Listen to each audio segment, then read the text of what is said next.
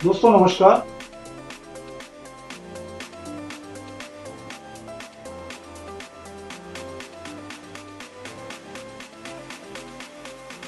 दोस्तों नमस्कार।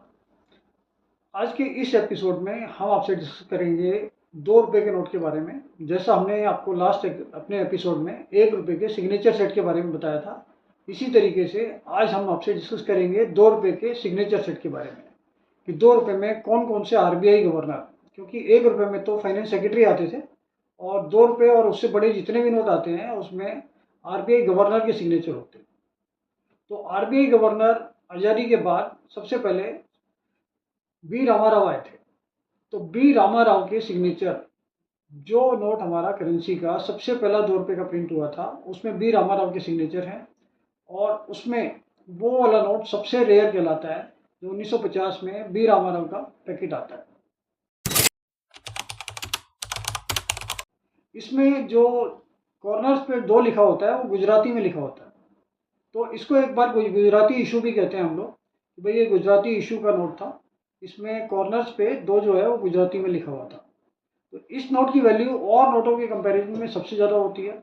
इस एक नोट की वैल्यू कम से कम 4 से 5 हज़ार 6 हज़ार रुपये होती है और इसके बंडल की वैल्यू भी 5 से 6 लाख रुपये होती है। तो नॉर्मली ये कम मिलता है और ये रेयरेस्ट नोट है 2 रुपये में आज़ादी के बाद का। हमने आपको पहले भी बताया था कि जो आज़ादी से पहले सीडी देशमुख का एक नोट आता था 2 रुपये का, वो भी रेयर है और उसकी वैल्यू भी 5 हज़ार से 8 हज़ार के आसपास है। लेकिन आज़ादी के बाद जो नोट आए थे उसमें बी रामाराव का गुजराती इशू, क्योंकि बी रामाराव के भी 3 इशू आए थे, तो इसमें फर्स्ट इशू की सबसे ज़्यादा वैल्यू है।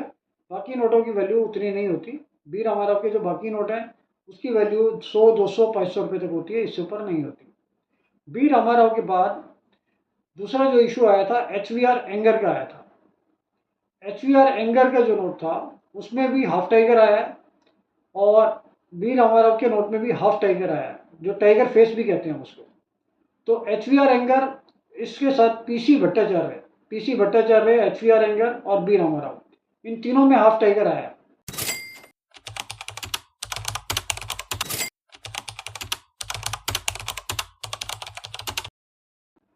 तो ये तीनों नोट नॉर्मल से ज़्यादा रेट के हैं।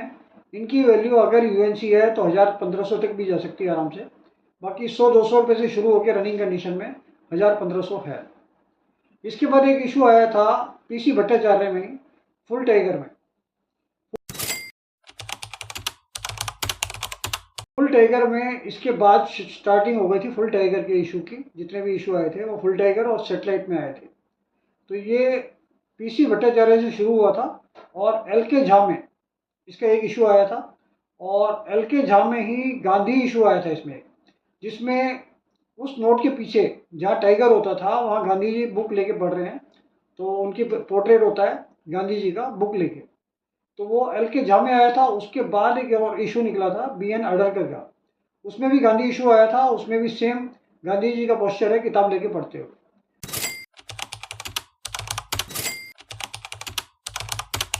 तो ये गांधी जी वाले जो 2 नोट हैं इनको हम गांधी इशू भी कहते हैं। इनके बंडल भी काफ़ी महंगे हैं। आप मान लीजिए कि 30,000 से 50,000 तक का ये बंडल एक होता है, जो गांधी इशू में है, एल के झा में भी और बी एन अडरकर में भी। तो इसकी वैल्यू अच्छी होती है।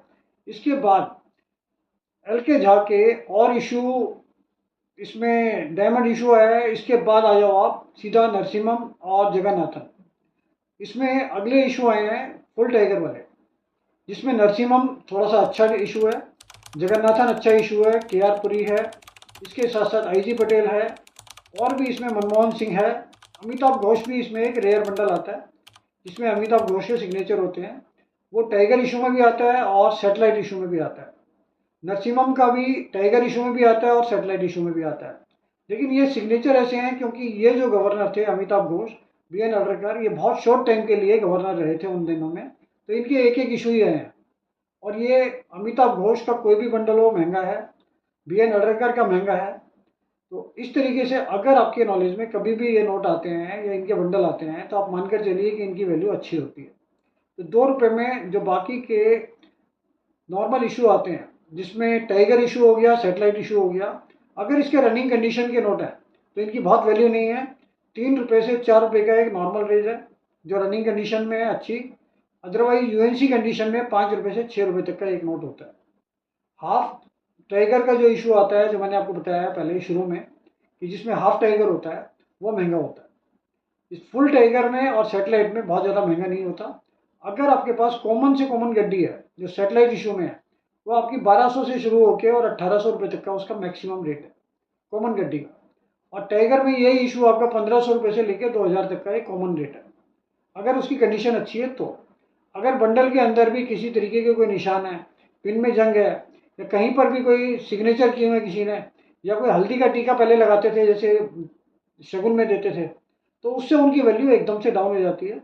और कम से कम 500 रुपये भी कम हो सकते हैं, 800 रुपये भी कम हो सकते हैं। और एक चीज़ और ध्यान दीजिए कि अगर उसमें कोई भी एक नोट भी कम है, चाहे वो गड्डी का आगे का नोट निकला हुआ है चाहे वो पीछे का नोट निकला हुआ है, तो उसमें बंडल की वैल्यू आपको कभी भी नहीं मिलेगी। वो फिर लूज नोट की वैल्यूएशन हो जाती है। और बहुत सारे लोग मेरे से कहते हैं कि उसमें एक ही नोट कम है और वो किसी वजह से निकाल लिया था, लेकिन उससे बंडल की वैल्यू खत्म हो गई। फिर वो लूज नोट को कंसीडर करके उसकी वैल्यूएशन आती है। तो आपके पास अगर इसमें कुछ भी चीज़ें हैं तो आप हमें भेज सकते हैं, डायरेक्ट भी भेज सकते हैं ऑफिस आके, या फिर व्हाट्सअप कीजिए तो उससे भी आपके लिए ईजी रहेगा कि आपको उसकी वैल्यूएशन का आइडिया हो जाएगा। और जैसा हमने आपको पिछली वीडियो में भी बताया था कि हम लोग कुछ इस तरीके का प्रोसेस शुरू कर रहे हैं कि अगर मान लो आप 200 किलोमीटर, 500 किलोमीटर या 1000 किलोमीटर दूर रहते हैं और आपके आइटम्स की वैल्यू ही 5000 से कम है, तो वो आप हमें बाई पोस्ट या बाई कोरियर भेज सकते हैं। लेकिन सबसे पहले हमारा आपसे कोऑर्डिनेशन होगा, उसके बाद हम आपको वीडियो कॉल पे कंफर्म करेंगे, जिससे किसी तरीके के चीटिंग फ्रॉड से बचा जा सके। और अगर आप वो हमें आइटम भेजते हैं तो उससे पहले हम आपकी वैल्यूएशन करके पूरा अमाउंट सेटल कर लेंगे। फिर जैसे ही वो पार्सल हमें रिसीव होगा तो ऑनलाइन आपकी पेमेंट करेंगे। इस चीज़ का फ़ायदा बहुत सारे चीटिंग फ्रॉड वाले लोग उठा सकते हैं, इसलिए इसमें बहुत सारी चीज़ें हम कंसीडर करेंगे। तो ऐसा करने से पहले आपसे वीडियो कॉलिंग जरूर करेंगे। कोई भी डीलिंग अगर वीडियो कॉल होने के बाद होती है तभी वो वैलिड है, अदरवाइज नहीं है। क्योंकि ये हमारी वीडियो बहुत सारे लोग देख रहे हैं और वो इस चीज़ का फ़ायदा उठा के आपसे पैसे के बिना सामान मंगा के, हो सकता है वो अपने एड्रेस पे मंगा लें और आपके साथ चीटिंग हो। तो हम ये नहीं चाहते कभी भी। तो इसलिए कभी भी अगर कोई भी डील हम ऐसे करेंगे तो उसके लिए सबसे पहले वीडियो कॉल करके आपसे कंफर्म करेंगे, उसी के बाद ऐसी डील करेंगे।